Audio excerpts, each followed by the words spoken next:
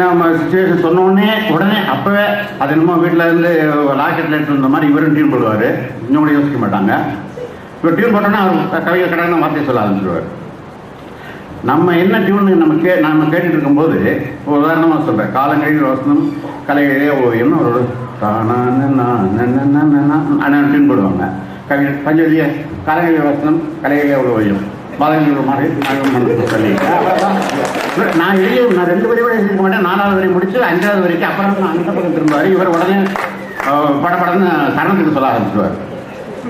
எனக்கு சாத்தாண்டாலும் தெரியாது, ஒன்றும் தெரியாது. நான் திருப்பி மறுபடியும் அவருடைய தாக்கம் சரணத்துக்கு அவர் போடுற டியூனுக்கு சரணத்துக்கு போயிடும். அவரும் சரணத்துக்கு டியூன் சொல்லிட்டு இருப்பார். 4-5 பேர் வாசிச்சுட்டேன். தகவலாக இது இப்போ 2வது வரையில் எனக்கு 3வது வரையில் சந்தேகம் வந்து அண்ணே அது என்னன்னு கேட்டனா போதும். அவ்வளோதான். பயங்கரமாக அப்படி ஒரு கோவம் வரும். ஏதோ நான் அவருடைய புறவலை இருந்துச்சு மாதிரி. என்ன பண்ணிருக்கேன் சொன்னேன், என்ன சொன்னேன், என்ன சொன்னேன், என்னமா சொன்னேன் பண்ணேன் அப்படிம்பார்.